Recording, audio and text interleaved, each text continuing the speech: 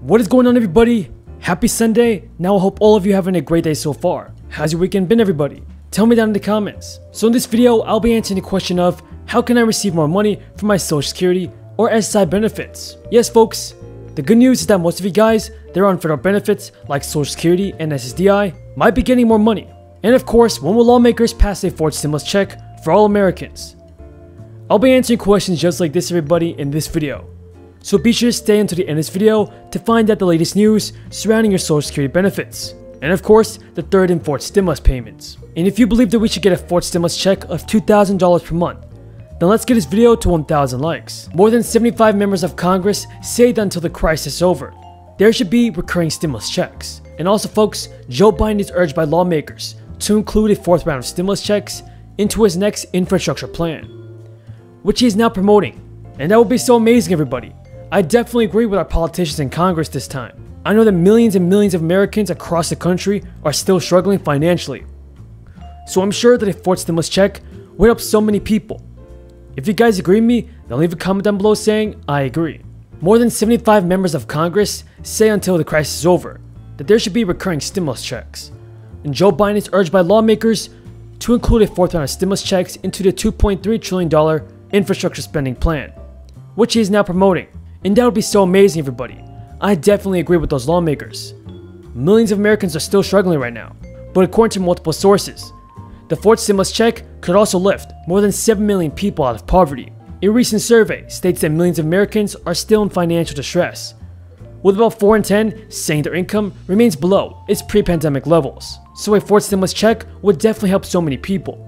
Minnesota Representative Ilhan Omar and 56 other House Democrats wrote a letter to Joe Biden and Kamala Harris, urging him to pass monthly stimulus checks. The Democrats stated, "We are experiencing the worst economic crisis since the Great Depression, with millions of Americans either unemployed, forced out of work, or facing decline in hours and wages. Stimulus checks of $2,000 a month must be approved." Let me know in the comments, everybody. Do you agree with the Democrats? And do you support the push for a $2,000 monthly stimulus payment? Just a couple of days ago, Democratic senators called on Biden again to pass more stimulus checks. The senators wrote to Joe Biden a separate letter that families shouldn't have to worry about whether they'll have enough money to pay for essentials that they need in life.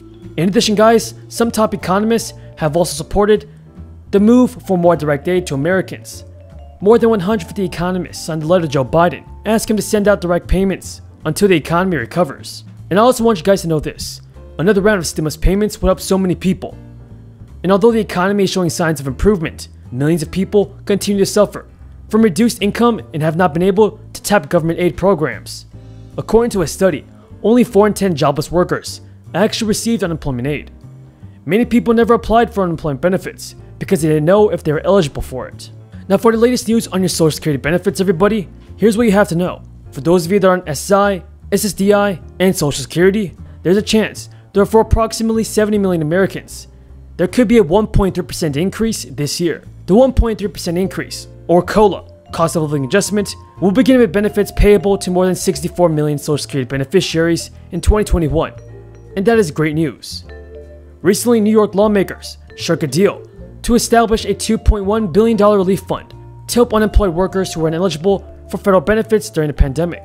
The fund, which is part of a broader $212 billion state budget assessment, will offer one-time payments of up to $15,600 for any of you guys that lost your job during the crisis. I would love to hear your thoughts, everybody, on what you think about Social Security benefits being raised. The payroll tax on all income over $250,000 a year, we can do 4 things.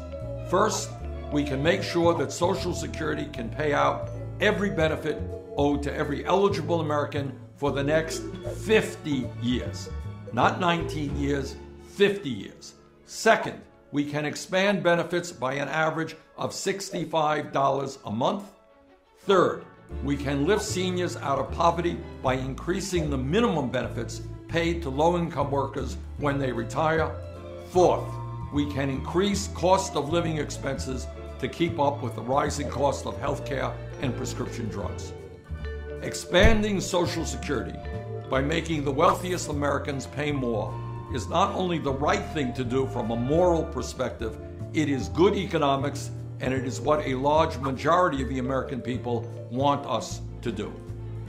Our job together is to create an economy which works for all, not just the wealthy and the powerful. Our job is to protect the most vulnerable people in our society, including the elderly. We need to also understand that infrastructure is much, much more than that.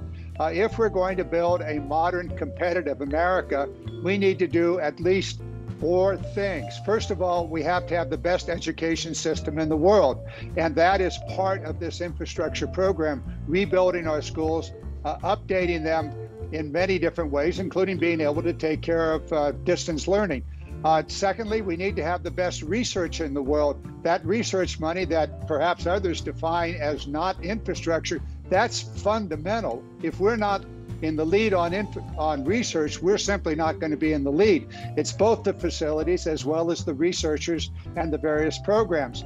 Thirdly, we need a modern physical infrastructure, roads, streets, transit, and broadband communication, which is a very serious problem for many, many of the Republican senators in the Midwest, and serious problem in my district in California. And also, a lot of discussion just a moment ago from my colleague talking about empathy, talking about America being morally on track. So part of that certainly deals with the border, but it also deals with our elderly. And we know from the COVID that there's a serious problem. And finally, housing. We have to house our citizens. So those are all critical infrastructure issues. But Congressman, I mean, clearly you say this is all infrastructure. Republicans say it simply does not qualify as infrastructure in the traditional sense of roads, bridges, highways, things of that nature. So, here comes President Biden coming in saying he's going to be the president for unity and bipartisanship. That first spending bill had no Republican support, at least not on Capitol Hill. And now by having this second spending package have a definition of infrastructure that is not traditional, not something that a lot of Republicans can get on board with, are you worried that this second spending bill is not going to have any Republican support either?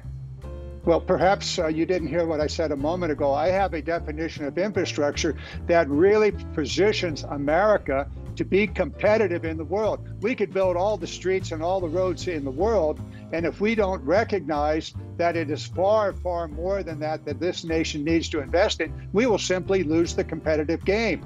We have to do research. We have to have the research facilities. We have to have the communications infrastructure. All of those things are critically important, and we need to house our people.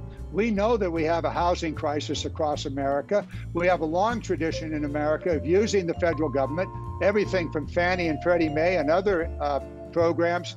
That's all the news in this video, everybody. If any of you guys found this video useful and helpful, do not forget to subscribe to my channel, give this video a like, and leave me a comment down below.